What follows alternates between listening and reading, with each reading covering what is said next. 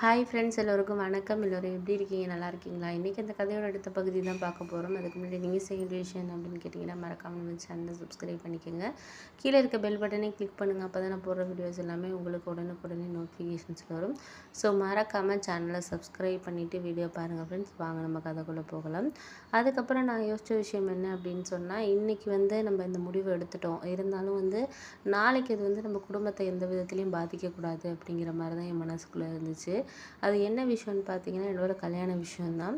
அம்மா எனக்காக மாப்பிள்ளை பார்த்துருந்தாங்க. இருந்தாலும் நான் ஒரு 3 வருஷமாக ஒருத்தவங்கள ரொம்பவே விரும்பிகிட்டு இருந்தோம். நானும் அவரும் விரும்பிகிட்டு இருந்தோம். அப்படி இருக்கிற சூழ்நிலையில் நம்மளால ஒரு சில விஷயத்த நம்மளால இது பண்ண முடியாது அப்படிங்கிற மாதிரியான ஒரு சூழ்நிலை இருக்கிறதுனால, நம்ம எப்படி இது பண்ணுறது அப்படிங்கிற ஒரு மன இதில் தான் எனக்கு ஒரு யோசனை இருந்துச்சு. அப்போ அந்த சமயத்தில் தான் எனக்கு யோசித்த விஷயம் என்ன அப்படின்னா, சரி நம்ம ஏதாச்சும் ஒரு விஷயத்த இப்போ முடிவு எடுக்கலைன்னா நம்மளால் கண்டிப்பாக எந்த ஒரு முடிவையும் நம்மளால் இது பண்ண முடியாது அப்படிங்கிற மாதிரி தான் எனக்கு தோணுச்சு. அதனால நான் யோசித்தேன், சரி அம்மா அப்பாட்ட நம்ம இப்போதைக்கு அவங்க நம்ம பேசலைனா கூட, கல்யாணம் பண்ணி பேசலைனா கூட ஒரு குறிப்பிட்ட வருஷத்துக்கு அப்புறம் சேர்ந்துருவாங்க. இருந்தாலும் நம்ம இவரை விரும்பிட்டோம், இதுக்கப்புறம் இவரை வேணாம் அப்படின்னு நம்ம சொல்லிட்டு போனோம்னா கண்டிப்பாக அது நம்ம மனசளவில் ரொம்ப ஒரு பாதிக்கிற விஷயமா தான் இருக்கும். அதனால் முடிஞ்ச வரைக்கும் நம்ம இவரை விட்டுறக்கூடாது அப்படிங்கிற மாதிரி தான் எனக்கு தோணுச்சு. சரி, ஓகே, நம்ம ஏதாச்சும் அதுக்குள்ளே ஒரு முடிவு எடுப்போம் அப்படின்னு சொல்லிட்டு தான் நான் யோசித்தேன். அதுக்கப்புறம் நானும் அவர்கிட்ட சொன்னேன், இது மாதிரி நம்ம ரிஜிஸ்டர் மேரேஜ் பண்ணிட்டாங்க, எப்படியா இருந்தாலும் எங்கள் வீட்டில் கண்டிப்பாக சம்மதிக்க மாட்டாங்க. எங்கள் அம்மா மாமா பையனை கல்யாணம் பண்ணி வைக்கிற எண்ணத்தில் தான் இருக்காங்க. அவங்க என்ன கன்வின்ஸ் பண்ண தான் பார்ப்பாங்களே தவிர கண்டிப்பாக உங்களை மேரேஜ் பண்ணிக்கிறதுக்கு அவங்க சம்மதிக்க மாட்டாங்க. இதில் உங்களோட பதில் என்னங்க அப்படின்னு சொல்லி கேட்டோன்னே அவங்க என்கிட்ட சொன்னாங்க, இது மாதிரி உண்மைதாம்மா, நான் எப்போதும் நான் இப்போ ரெடியாக தான் இருக்கேன். நீ இப்போயே மேரேஜ் பண்ண சொன்னாலும் எனக்கு சம்மதம் தான். அதனால் முடிஞ்ச வரைக்கும் என்னால் இதுக்கு மேலே எதையுமே இது பண்ண முடியாது. எனக்கு புரிஞ்சிருச்சு. இதுக்கு மேலே நமக்கு இந்த விஷயத்தில் முடிவெடுக்க வேண்டிய ஒரு இதில் நான் தான் இருக்கிறேன் அப்படின்னோடனே, சரி சரி, எனக்கு புரியுதுங்க. இதுக்கப்புறம் நீங்கள் ஏதாச்சும் ஒரு முடிவு எடுத்துருங்க அப்படின்னோடனே, அதுக்கப்புறம் தான் எனக்கு சொன்னாங்க, இது மாதிரி நம்ம நாளைக்கே ரிஜிஸ்டர் மேரேஜுக்கு எல்லா இதுவுமே நான் விசாரிச்சுட்டேன். நீ நம்ம ஏரியாவில் இருக்கிற ஒரு ரிஜிஸ்டர் ஆஃபீஸ்க்கு நீ வந்துடு, எல்லாமே ரெடி பண்ணி வச்சுறேன். நாளைக்கு நம்ம போயிட்டு இது பண்ணிட்டோன்னா, எல்லாம் கொடுத்துட்டு இது பண்ணிட்டோன்னா 2 நாளில் ரிஜிஸ்டர் மேரேஜுக்கு கூப்பிடுவாங்க. அப்போ நம்ம போய் பண்ணிக்கலாம் அப்படின்னோன்னா, சரி ஓகே அப்படின்னு சொல்லிவிட்டு நானும் வீட்டிலேருந்து அதுக்கப்புறம் கிளம்பிட்டேன். கிளம்புனதுக்கு அப்புறம் என்னாச்சுன்னு பார்த்தீங்கன்னா, ஒரு சில விஷயங்கள் நம்மளுக்கு என்ன தான் சில விஷயங்களை யோசித்தாலும் அதுக்கப்புறம் கொஞ்சம் அதை நம்ம நடந்துக்கிற விஷயங்கிறது அது கொஞ்சம் நம்மளுக்கு ஒரு கவலையான ஒரு இதாக தான் இருக்கும் அப்படிங்கிறது மாதிரி தான் இருந்துச்சு. அதனால் அதுக்கப்புறம் நான் ஒரு முடிவுக்கு வந்துட்டேன். சரி, இதுக்கப்புறம் நம்ம இந்த விஷயத்தில் இது பண்ணக்கூடாது அப்படிங்கிறதுனால அதுக்கப்புறம் ஒரு 3 நாள் எல்லாமே ரெஜிஸ்டர் மேரேஜ்லாம் நடந்துச்சு. நடந்ததுக்கப்புறம் வீட்டுக்கு நான் வந்ததுக்கப்புறம் நானும் அவரும் வந்ததுக்கப்புறம் கண்டிப்பாக எல்லார் வீட்லேயும் பேசுகிற மாதிரி தான் எங்கள் வீட்லேயும் பேசினாங்க. ஆனால் அப்பாவுக்கு என்ன ஒரு சந்தோஷம்னா, மகள் நல்ல ஒரு வாழ்க்கையை தான் தேர்ந்தெடுத்துக்கிறா அப்படிங்கிற ஒரு இது இருக்குது. இருந்தாலும் அம்மாவுக்காக அவர் பேச முடியாது.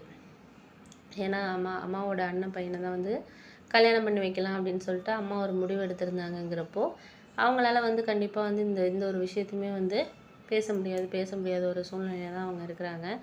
அப்படி இருக்கிறதுனால எந்த ஒரு விஷயமும் நம்ம எதுவுமே ஒரு சாதாரண விஷயமா இருந்தாலும் சரி, எந்த ஒரு இதுலேயுமே நம்மளால் எதையுமே முடிவெடுக்க முடியாத ஒரு சூழ்நிலையில் தான் நம்ம இருக்கிறோம் அப்படிங்கிற மாதிரி தான் இருந்துச்சு.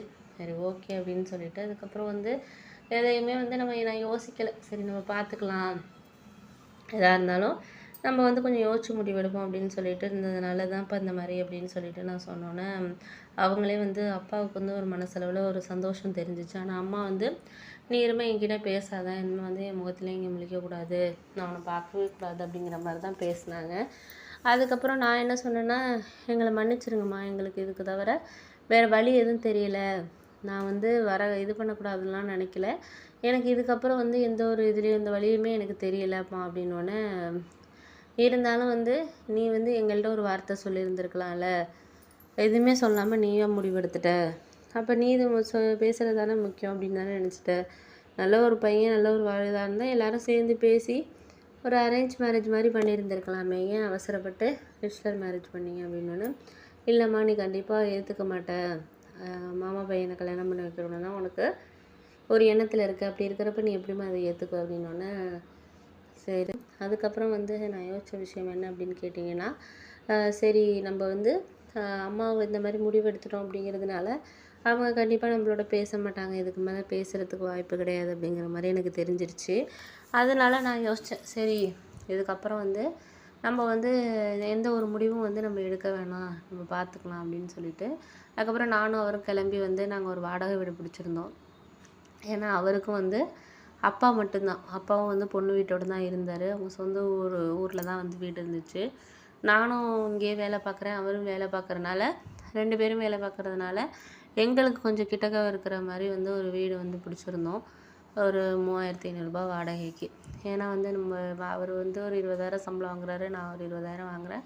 அதுக்குள்ளே நம்ம சேவ் பண்ணி ஏதாச்சும் நம்ம பண்ணணும்னா அதிக ரெண்ட்டுக்கெலாம் போயிருந்தோம்னா நம்மளால இது பண்ண முடியாதுங்கிறதுனால ஒரு மாதம் ஒரு 10,000 நம்மளோட வாடகை செலவு எல்லாமே முடிஞ்சிருச்சுன்னா கூட நம்ம வந்து ஒரு மாதம் நம்ம ஒரு 25,000 மிச்சம் பண்ணால் கூட ஒரு 2-3 வருஷத்துல ஏதாச்சும் ஒரு வீடு அந்த மாதிரி ஏதாச்சும் வாங்கிடலாம். ஏன்னா அம்மா அப்பா அப்படி சொன்னதுக்கானாச்சும் ஊரில் அவருக்கு வீடு இருந்தாலும் இங்கே நமக்குன்னு ஒரு சொந்த வீடு வாங்கினா தான் நம்மளுக்கு ஒரு மரியாதை இருப்பாங்க அப்படிங்கிற மாதிரி இருந்துச்சு. அவரும் அதுக்கப்புறம் வந்து சரி இப்போலாம் நம்மளுக்கு குழந்த அந்த மாதிரி விஷயத்தை பற்றி நம்ம யோசிக்க வேணாம் அப்படின்னு சொல்லிட்டு என்கிட்ட அவரே சொல்லிட்டாரு. எனக்கும் அது சரியாக தான் பட்டுச்சு. ஏன் அப்படின்னா ஒரு குழந்தையெல்லாம் பிறந்தா அதை டேக் கேர் பண்ணணும். ப்ளஸ் இன்னொன்று வந்து இப்போ என்னால் ஒர்க்குக்கு போக முடியாது. அந்த 20,000 சம்பளத்தில் குழந்தையும் பார்த்துக்க முடியறதுங்கிறது கஷ்டம். ஒரு 2-3 இயர்ஸ் போணுச்சுன்னா நம்ம ஒரு வீடெல்லாம் வாங்கிட்டோம்னா அதுக்கப்புறம் வந்து நம்ம ஒரு குழந்தை பெற்றுக்கிட்டு நம்ம இது பண்ணோன்னா கொஞ்சம் பார்த்துக்கிறது கொஞ்சம் ஈஸியாக இருக்கும் அப்படிங்கிற மாதிரி தான் எனக்கு தோணுச்சு. சரி ஓகே அப்படின்னு சொல்லிட்டு நாங்கள் அதுக்கப்புறம் அந்த வீட்டுக்கு போனோம். ஒரு 1 வீக்குக்கு அப்புறம் வந்து அப்பா என்னை பார்க்குறதுக்கு வந்து வந்திருந்தார். இது மாதிரி வந்து ஃபோன் பண்ணியிருந்தாரு. நான் அட்ரஸ்லாம் சொன்னோன்னே பழம் அந்த மாதிரி இதெல்லாம் வாங்கிட்டு வந்திருந்தார். எனக்கு ரொம்ப சந்தோஷமாக இருந்துச்சு. பரவாயில்ல அம்மா வரலனாலும் அப்பா ஏதோ வந்து பார்க்குறதுக்கு வந்திருக்காரு அப்படின்னு சொல்லிட்டு. என்னோட தம்பிக்கும் வந்து பார்க்கணும் அப்படிங்கிறது தான் ஆசை. இருந்தாலும் வந்து அம்மா பேச்சை கேட்டுக்கிட்டு அவன் கொஞ்சம் கோவமாக இருந்தான் அப்படிங்கிறது அப்பா சொன்னார். அதுக்கப்புறம் என்கிட்ட சொன்னார், நீ ஒன்றும் கவலைப்படாதம்மா, நீ நல்ல வாழ்க்கையை தான் தேர்ந்தெடுத்திருக்க. இப்போயும் அவங்க மாமா பையனுக்கு கல்யாணம் பண்ணி வச்சுருக்கானா அவனுக்கு என்ன வேலை இருக்குது சொல்லு, சொத்து இருக்குது. இருந்தாலும் வந்து அவனுக்கு படிப்புங்கிறது சுத்தமாக கிடையாது, நல்ல ஒரு பழக்க வழக்கங்கிறதும் கிடையாது. உங்கள் அம்மா வந்து சொந்தம் விட்டு போகக்கூடாது அது இதுன்னு சொல்லிட்டு உன்னை இங்கே கொடுக்க வேண்டான்னு நான் எவ்வளோ சொல்கிறதுக்கு தான் இருந்தேன். ஆனால் அவள் வந்து அதை கேட்குற மாதிரி இல்லை. எனக்கு வந்து புரிஞ்சிருச்சு, இதுக்கப்புறம் வந்து உன் வாழ்க்கையை நீ தான் பார்க்கணுமா அப்படிங்கிறதுனால நீ எடுத்த முடிவு வந்து சரிதாம்மா, இதுக்கு என்னோட சப்போர்ட் என்றைக்குமே இருக்கும். இப்போ நீ எடுத்திருக்க ஒரு முடிவும் கரெக்டான முடிவுன்னு தான் நினைக்கிறேன். இன்னும் நீங்கள் வாழ்க்கையில் கொஞ்சம் முன்னுக்கு வரணும். தம்பி வந்து காலேஜ் படிச்சுக்கிட்டு இருக்கான். நான் அவனை எப்படியாச்சும் இன்னும் 2 வருஷம் தானே படிக்க வச்சுருவேன், அதை பற்றி ஒன்றும் இல்லை. மீதியெல்லாம் நான் பார்த்துக்கிறேம்மா, நீ எதுவும் வந்து இது பண்ண வேண்டாமா அப்படிங்கிற மாதிரி சொன்னார். நீ வந்து இப்போ இருக்கிற வாழ்க்கையில் கொஞ்சம் வேலை உன்னோட கெரியரில் கொஞ்சம் இது பண்ணுமா, ஏன்னா வந்து அம்மாலாம் வந்து சொன்னதுக்கானாச்சும் ஒரு நல்ல இடத்துல வந்து நீ இருக்கணும் அப்படிங்கிறது தான் அம்மாவோட ஆசை. அதெல்லாம் முடிஞ்ச வரைக்கும் நீ அதை இது பண்ணுமா அப்படிங்கிற மாதிரி சொன்னாங்க. சரி ஓகே அப்படின்னு சொல்லிட்டு அதுக்கப்புறம் என்னாச்சுன்னு பார்த்தீங்கன்னா அப்பா வந்தது எனக்கு கொஞ்சம் சந்தோஷமாக இருந்துச்சு. அப்பா பேசிகிட்டு இருக்கப்பே அவர் என்னோடய ஹஸ்பண்ட் வந்தார். வந்ததுக்கப்புறம் வாங்க மாமா அப்படின்னு சொல்லிட்டு அவங்க 2 பேரும் நல்லா தான் பேசிகிட்டு இருந்தாங்க. அதை பார்க்குறப்ப எனக்கு கொஞ்சம் சந்தோஷமாக இருந்துச்சு. ஏன்னா அம்மா வந்து நம்மளுக்கு இதாக இருந்தாலும் பரவாயில்ல, அப்பா வந்து அவரை புரிஞ்சுக்கிட்டாங்க, நம்ம எடுத்த முடிவு அப்படி கரெக்டு தான் அப்படின்னு சொல்லிட்டு அவர்னாச்சும் புரிஞ்சுக்கிட்டாரே அப்படின்னு சொல்லிட்டு கொஞ்சம் எனக்கு கொஞ்சம் மனசு சந்தோஷமாக இருந்துச்சு.